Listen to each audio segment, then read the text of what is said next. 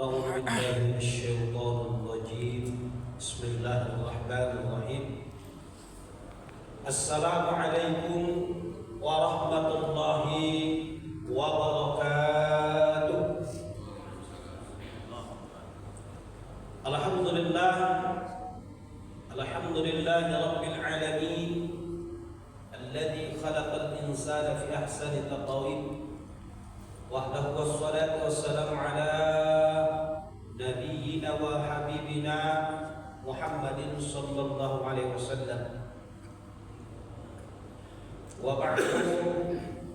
Bersyukur kita kepada Allah dengan ucapan Alhamdulillahirabbil alamin, karena kehadiran kita ke masjid ini tidak lepas daripada taufik dan hidayahnya Allah Subhanahu wa taala.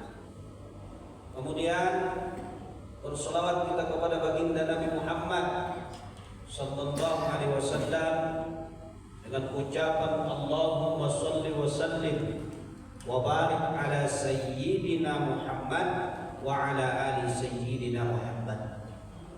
Yang terhormat selaku pengurus masjid yang kita cintai ini, seterusnya yang terhormat bapak-bapak, ibu-ibu, jamaah salat zuhur yang dimuliakan oleh Allah Subhanahu wa taala. Hari ini sudah merupakan tanggal 30 Safar, yang besok sudah masuk kepada tanggal 1 Rabiul Awal, di mana kita tahu bersama bahwa bulan Rabiul Awal itu merupakan bulan kelahiran baginda Nabi Muhammad sallallahu alaihi wasallam. Maka untuk judul ceramah kita di siang hari ini, syarat menjadikan Nabi itu sebagai suri tauladan. Sering kita berbicara tentang baginda Nabi Muhammad sallallahu alaihi wasallam adalah panutan kita, modelnya kita, suri tauladannya kita. Tapi kita tidak mengikuti aturan. Artinya tidak mengikuti syarat-syarat ketentuan Allah Subhanahu wa taala. Sehingga Nabi Muhammad yang seharusnya menjadi suri tauladan kita, yang seharusnya menjadi contoh dalam kehidupan kita, tak bisa kita terapkan dalam kehidupan kita sehari-hari. Maka sesuatu apapun yang kita buat tentu ada persyaratannya. Ketika kita masuk kerja saja Pak ya, harus ada persyaratannya. Ketika kita mau sholat, ada syaratnya. Apa? Harus suci dari hadas kecil dan hadas besar. Harus berpakaian yang menutup aurat. Harus masuk waktu. Ada ketentuan-ketentuan, ketetapan-ketetapan, sehingga apa yang kita inginkan itu tercapai. Begitu juga baginda Nabi Muhammad SAW, manusia yang paling agung, kekasihnya Allah. Kata Allah dalam Al-Quran, laqad kana lakum fi Rasulillahi uswatun hasanah.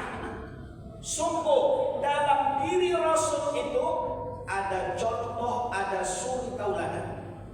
Yang ketika kita contoh, yang ketika kita jadikan baginda Nabi Muhammad itu suri tauladan, selamat kita dunia akhirat, bahagia kita dunia akhirat. Nah, namun tidak sampai di situ saja. Kata Allah, liman kana yarjullaha wal yaumal akhir wa dzakarallaha katsiran. Ada 3 syarat, ada 3 ketentuan dari Allah agar Nabi Muhammad itu bisa kita jadikan sebagai model atau suri tauladan. Yang pertama, liman kana yarjullah, berharap dengan rahmat Allah. Kalau tak ada dalam hati kita berharap rahmat Allah, bagaimanapun tak akan bisa kita menjadikan Nabi itu suri tauladan, Pak. Harus ada di hati kita, harus ada di perasaan kita. Setiap apapun aktivitas yang kita lakukan, ada harapan kita kepada rahmatnya Allah Subhanahu wa taala. Begitu juga dengan ibadah-ibadah yang kita lakukan. Tidak hanya sekadar kewajiban, tidak hanya sekadar berharap pahala, tidak hanya sekadar rezeki kita dimudahkan oleh Allah. Tapi ibadah-ibadah yang kita lakukan itu ada pengharapan kita dengan rahmat Allah Subhanahu wa taala. Bahkan di dalam hadis Imam Muslim apa kata Nabi? Tidak akan masuk surga dengan amal-amalnya kita, dan tidak bisa juga menjauhkan kita dari neraka dengan amal-amal kita. Begitu juga saya, kata Nabi, kecuali dengan rahmat kasih sayang Allah Subhanahu wa taala. Hadis ini bukan berarti melarang kita beramal, enggak. Tapi hadis ini mengajarkan kepada kita dua hal. Satu, mengajarkan kepada kita bahwa kita tidak lepas daripada rahmat Allah Subhanahu wa taala. Yang kedua, hadis ini mengajarkan kepada kita setiap apapun yang kita buat, baik itu kehidupan sehari-hari, pekerjaan kita misalnya, aktivitas kita misalnya, ataupun ibadah yang kita lakukan kepada Allah, selalu tertanam dalam hati kita berharap rahmat Allah. Bahkan kita datang ke masjid ini karena rahmat Allah, kita mau sholat, taufik dan hidayahnya karena rahmat Allah. Kadang-kadang kita tak sadar, Pak, kita beribadah merasa karena alimnya kita, ya. Kita kaya misalnya merasa karena hebatnya kita usaha. Kita mau sedekah, kita taat, kita baik, kita merasa itu atas diri kita sendiri. Padahal itu semua tidak lepas daripada rahmatnya Allah. Hadirin yang dimuliakan oleh Allah Subhanahu wa taala, maka syarat yang pertama menjadikan baginda Nabi Muhammad sallallahu alaihi wasallam suri tauladan dalam kehidupan kita harus selalu tertanam di dalam hati kita berharap dengan rahmat Allah. Jangan bergantung kepada kehebatan kita, jangan bergantung kepada skill kita, jangan bergantung kepada kekuatan kita, tapi bergantunglah selalu kepada rahmatnya Allah Subhanahu wa taala. Makanya kita diajarkan setiap mengawali sesuatu itu dimulai dengan bismillah. Ya, ada pesan yang tersirat. Bismillahirrahmanirrahim, dengan menyebut nama Allah yang Maha Pengasih lagi Maha Penyayang. Apa pesan tersiratnya? Sadar kita apa yang kita buat, apa yang kita lakukan itu, kebaikan-kebaikan yang kita lakukan itu, ibadah yang kita buat itu tidak lepas daripada kasih sayangnya Allah. Maka dalam sebuah hadis, barang siapa yang memulai sesuatu tak diiringi dengan ucapan bismillahirrahmanirrahim, fahuwa aqata au abata, maka terputuslah keberkahannya. Hadirin yang dimuliakan oleh Allah Subhanahu wa taala, ini yang pertama. Yang kedua, untuk menjadikan Nabi Muhammad sebagai suri tauladan, berharap atau yakin terjadinya hari akhir, terjadinya hari kiamat. Kalau ada keyakinan kita akan terjadi hari kiamat, kalau ada keyakinan kita akan terjadi hari akhir, tentu istilah orang tua-tua kita mengatakan sediakan payung sebelum hujan, memotivasi kita untuk selalu lebih baik daripada hari kemarin, memotivasi kita untuk selalu lebih taat daripada hari kemarin, lebih taat, lebih baik. Kalaupun misalnya sholat, oh sudah mau sholat 5 kali sehari semalam, memotivasi kita sholat kita ini lebih berkualitas daripada hari kemarin, sedekah kita itu lebih ikhlas daripada hari kemarin. Karena kenapa? Kita sudah yakin bahwa hari kiamat, hari akhir itu akan terjadi. Kalau ada keyakinan kita, tentu kita akan berusaha memacu diri kita untuk mempersiapkan perbekalan di akhirat kelak nantinya. Sekarang ini di zaman yang canggih ini, kalau kita lihat-lihat, Pak, banyak pemikiran-pemikiran filsafat ya yang dikaitkan dengan kaji tauhid dan kaji tasawuf. Banyak yang tak meyakini lagi hari akhir itu. Ya, banyak yang tak meyakini lagi hari kiamat. mengatakan bahwa ini semua akan terjadi juga seperti ini, hanya perputaran. Ini bahaya. Padahal kata Allah, hari kiamat itu pasti terjadi. Jadi syarat yang kedua itu harus ada keyakinan kita terjadi hari kiamat, kemudian memotivasi diri kita untuk mempersiapkan perbekalan. Kemudian syarat yang ketiga, agar Nabi Muhammad itu bisa kita jadikan suri tauladan dalam kehidupan kita, wa dzakarallaha katsiran. Banyak mengingat Allah, banyak menyebut Allah, banyak berzikir kepada Allah. Jadi orang yang benar-benar ingin menjadikan Nabi Muhammad sebagai suri tauladan, dia akan berusaha banyak berzikir kepada Allah Subhanahu wa taala, banyak mengingat Allah Subhanahu wa taala. Tidak hanya ketika sholat, tapi di luar sholat pun hatinya selalu ingat kepada Allah. Karena perintah mengingat Allah itu tidak hanya ketika sholat. Fa idza qadaytumus shalah fazkurullah qiyaman wa qu'udan wa 'ala junubikum. Apabila kamu telah selesai sholat, berzikirlah kepada Allah, ingatlah hatimu kepada Allah. Waktu duduk, waktu tidur-tiduran, waktu berjalan. Berarti tiap waktu harus kita ingat kepada Allah. Bahkan ada sebuah hadis mengatakan, mathalul ladzi yazkuru rabbahu wal ladzi la yazkuruhu mathalu hayy wal mayt. Permisalan orang yang hatinya ingat kepada Allah dengan orang yang lupa hatinya kepada Allah itu sama dengan orang yang hidup dan yang mati. Sama dengan bangkai berjalan. Orang yang sesungguhnya yang hidup itu adalah hatinya yang selalu ingat kepada Allah. Sebaliknya, bangkai berjalan, mayat berjalan itu adalah orang yang hatinya tak ada ingat kepada Allah.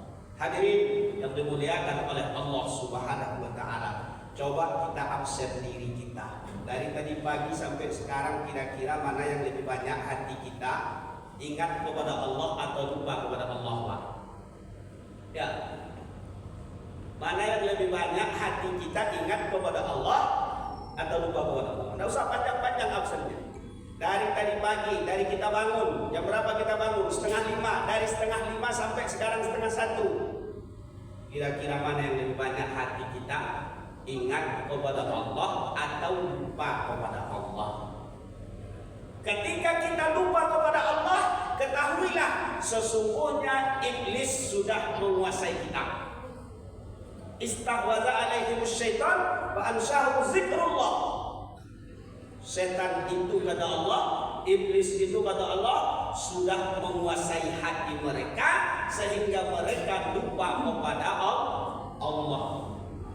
Jadi hati yang lupa kepada Allah itu sungguh dia sudah dikuasai oleh setan. Makanya kita lupa kepada Allah. Kalau tidak dikuasai setan hati kita ini, maka hati kita ini akan selalu ingat kepada Allah. Ketika kita lupa kepada Allah, bahaya. Apa bahayanya? Datang kematian kepada kita. Yang namanya kematian itu tidak harus sakit, ya. Yang namanya kematian itu tidak harus tua.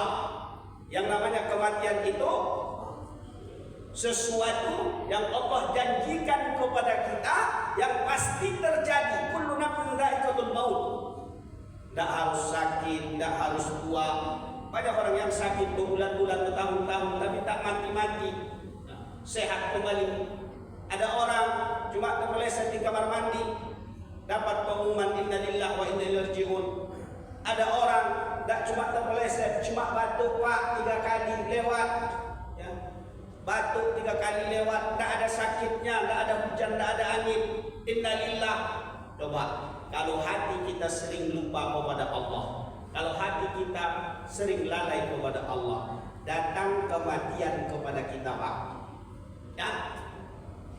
Karena kita tidak tahu nih, di mana kita mati, kapan kita mati, kita tidak tahu. Apakah di jalan, apakah di tempat tidur, apakah di rumah sakit, kita tidak tahu. Datang kematian kepada kita. Hati kita sering lupa, hati kita sering lalai. Datang kematian, maka matinya kita itu dalam keadaan mati fasik. Mati fasik. Ya. Makanya ibadah itu butuh riyadhah, artinya latihan. Kita latihlah hati kita ini selalu berzikir kepada Allah. Mana tahu datang kematian, hati kita tetap dalam kondisi siap siaga. Bahkan sesuatu apa yang kita biasakan riyadhahkan itu akan muncul secara tiba-tiba. Kalau bahasa orang sekarang secara refleks, ya muncul secara tiba-tiba. Contoh kecil saya sampaikan yang lebih mudah. Kalau biasa lisan kita Pak mengatakan yang kotor, ya. Biasa lisan kita mengucapkan yang entah merantau, tersandung kaki kita Pak, ya, maka keluarlah kata-kata itu. Sebaliknya, kalau biasa lisan kita mengucapkan misalnya istighfar, astagfirullah, astagfirullah, tersandung kaki kita, ya Bu, tersandung kaki kita akan keluarlah kata-kata astagfirullah. Makanya butuh riyadhah, latihan. Kalau tak percaya nih, boleh dites Pak, boleh dicoba. Tidak usah panjang waktunya, 3 hari saja. Coba, kemana melangkah? Coba, sebut hantu belau, melangkah hantu belau, melangkah hantu belau. Mulai bangun tidur sampai tidur lagi 3 hari saja. Hantu belau, hantu belau, hantu belau, hantu belau. Nanti kesandung kaki kita Pak Bu, yang keluar dari kata-kata kita pasti boleh dikatakan hantu belau. Bukti bahwa ibadah itu juga perlu pembiasaan ataupun riyadhah. Hadirin yang dimuliakan oleh Allah Subhanahu wa taala, maka butuh pembiasaan hati kita ini berzikir kepada Allah. Butuh riyadhah hati kita ini selalu dekat kepada Allah. Karena orang yang ingin menjadikan Nabi itu sebagai suri tauladan, syaratnya harus banyak mengingat Allah. Berarti kalau banyak 24 jam Allah berikan waktu sehari semalam kepada kita, minimal separuh daripada 24 jam itu hati kita tersambung atau ingat kepada Allah Subhanahu wa taala. Hadirin yang dimuliakan oleh Allah Subhanahu wa taala, sebagai kesimpulan daripada kultum zuhur ini, bagaimanapun kita ingin menjadikan Nabi Muhammad sebagai suri tauladan, tapi kalau kita tidak memenuhi syarat yang Allah tetapkan, tidak akan pernah bisa. Maka Allah berikan syarat kepada kita. Yang pertama, bagi orang yang selalu harap dengan rahmat Allah, maka apapun pekerjaan kita, profesi kita, melangkah kita dari rumah, tanamkan kita bekerja, kita beraktivitas itu harap dengan rahmat Allah. Begitu juga dalam ibadah kita, selalu tanamkan dalam hati kita, kita melakukan ibadah itu harap dengan rahmat Allah. Yang kedua, kita yakin, kita berharap terjadi hari akhir, maka dengan keyakinan itu kita persiapkan perbekalan kita, memotivasi diri kita dalam meningkatkan ibadah-ibadah kita kepada Allah. Dan yang ketiga, selalu berusaha lebih banyak ingat kita kepada Allah daripada hari kemarin. Selalu kita riyadhahkan hati yang hidup, hati yang berzikir kepada Allah Subhanahu wa taala. Ini saja yang dapat saya sampaikan. Salah dan jangan mohon maaf. Akhir kata, assalamualaikum warahmatullahi wabarakatuh.